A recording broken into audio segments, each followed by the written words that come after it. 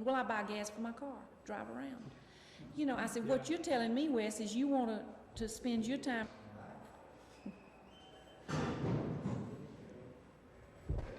Okay. Is the same question, does it present a problem when you've got work to do the next day for students to be out the night before in athletic activities? Sometimes it does present a problem. However, I do try to be flexible in my assigning work so that if there is something that is important for them athletically to take part in, either as a participant or as a spectator, that I try to arrange work where it will not really give them a big problem. Do you think that is right to rearrange academics for sport? I don't think the principle of letting athletics take precedence over academics is right, but realistically, sometimes I don't think it will hurt academics to have a little give and take. I think that in a school you've got to have some give and take, but the problem comes in where one sphere, say in the athletic sphere, if it were to take precedence over the academic, yes, that would be a problem. Very good. That's good then. I do think that with athletics that a person needs to be able to perform school work. Just a blanket question to say cut back, you got to get at where is something wrong with it, see? Mm-hmm. Would you? I don't really know about. I don't know if they're being enforced as they should, you know, tightening or enforcing them. If they already have good requirements, you know, set requirements. Do you think it's right that academics should take a back seat like that to sport?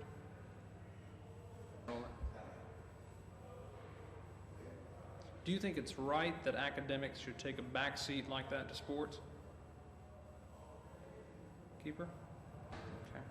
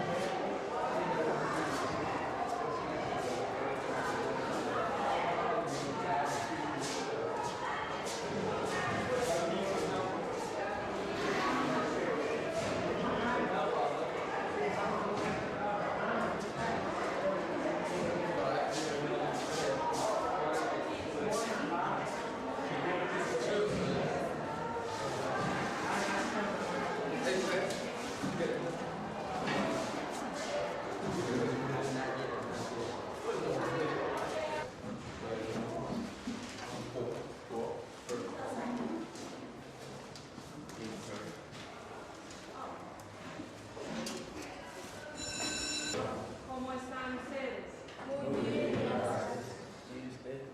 Bien, gracias. Atención, voy a pasar lista. Francisco, César, Ángela, Julio,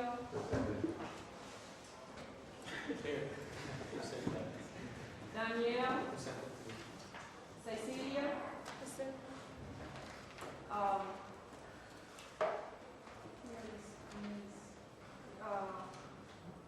Alfredo, Cristóbal, Mercedes. You have your reading at the same time. Vamos a estudiar las palabras nuevas.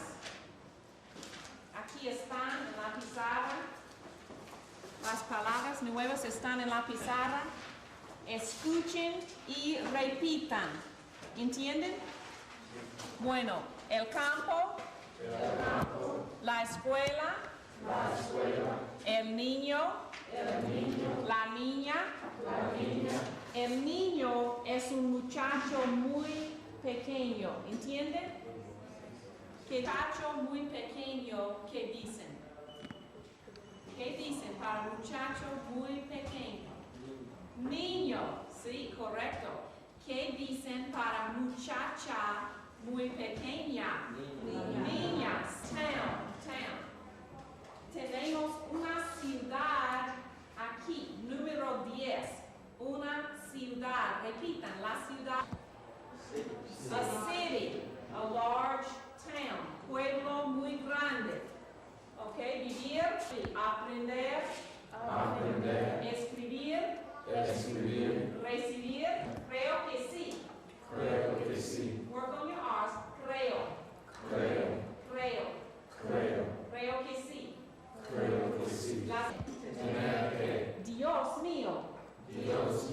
Dios mío significa my God, but we translate it as good grief or the Heavenly Father in common expressions. In Spain, it is not considered to be disrespectful or El Domingo. What do you notice about the days of the week that's different from English? They're not capital. They're not.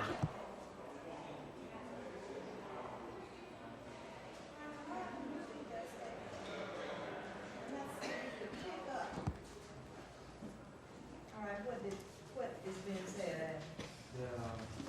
Whoever the person is gonna play like they really didn't know what was going on. Okay. And this is through what? Grotesquely. No, we have two written on the paper, and one that you are to look up is what? You look it up under grotesquely, but it's, the two means the second paragraph. Right. And we look at adverbs. So in order to find it in the glossary, we look at the root word. Is that clear? That's why you have two. Rather than look up two definitions, you look up one. All right, let's take a look at another one.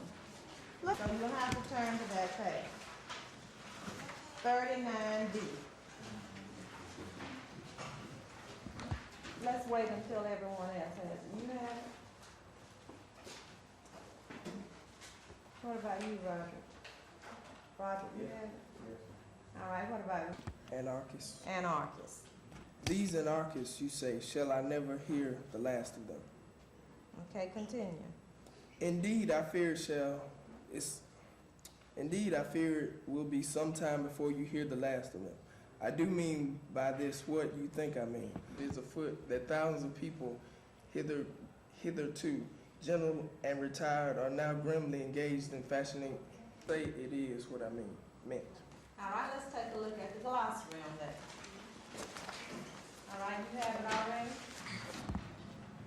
You're going to record the total earnings as his salary expense. The first thing that you write down, which is total earnings.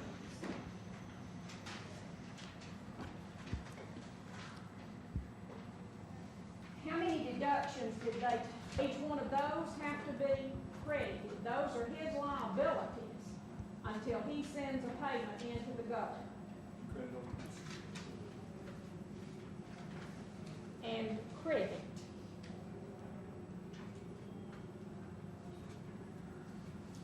$84. Now, somebody mentioned that you've got to credit cash. What are you going to credit to cash? What? I heard it. The net cut. Because you have a special column for cash.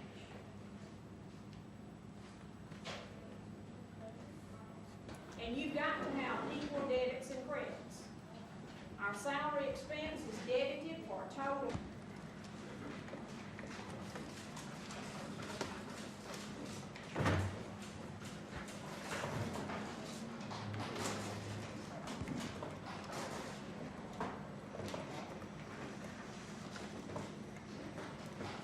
everybody.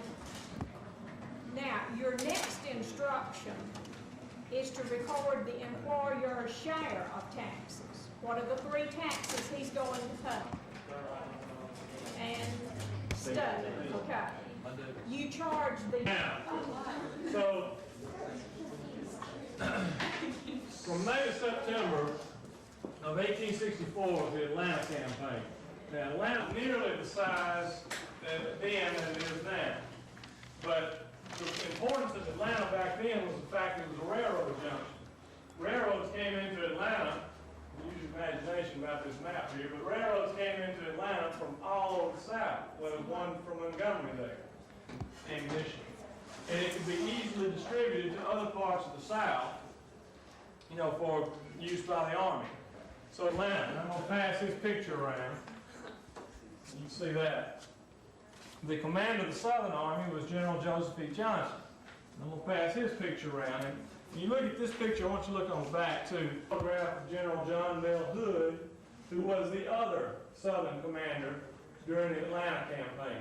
Hood replaced Johnson during the battle. And this photograph was taken early in the war because he's got both his arms there. He lost one arm at Gettysburg. And on these 2 pictures, these are 2 photographs taken during the war. The top one is of Atlanta after it was burned. The bottom one is of Union troops tearing up railroad tracks. See, they made sure to destroy anything. Look at both sides of this. This is a photograph taken of Atlanta. These are Southerners, women and children. And 3. 3 and 0 is 3, so it is rising. It's rising. So it's hot.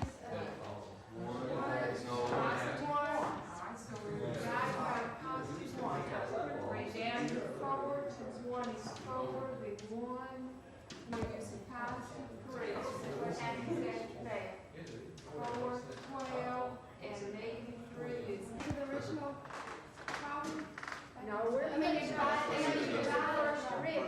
but that's where it's not the slope. And then if we were to take a negative 2, where would we want to put it to get another point? There. 1, negative 1, negative. So this is 1, a negative 2, negative 3. Don't let me make a mistake on this. I'd sure hate that to get on TV. 4.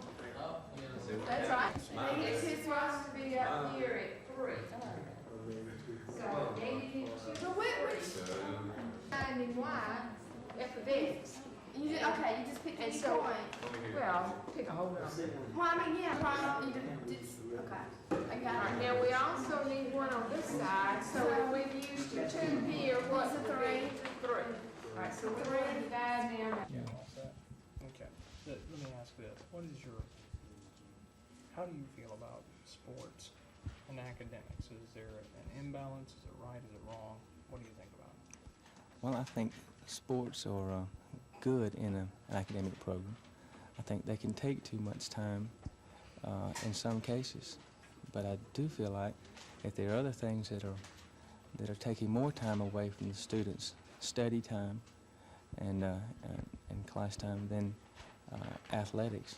I particularly think since most of my kids work in the afternoons and work on weekends, that they spend more time with that than they would be spending time on the athletic field or practice field or something like that. That's the way I feel. So you suggestion that if we want to look at things outside academics that are presenting problems, that there's a lot more than sports. Right. Right. I think we have to look at the teenage working habits. I think if you were to put everything in the proper perspective, you'd see that the teenagers do work a lot more probably than they do participate in athletics. Have you ever had a problem with a student who was so involved in athletics in some way, even as a spectator, that they aren't doing the work they should do in school? I really can't say that I have.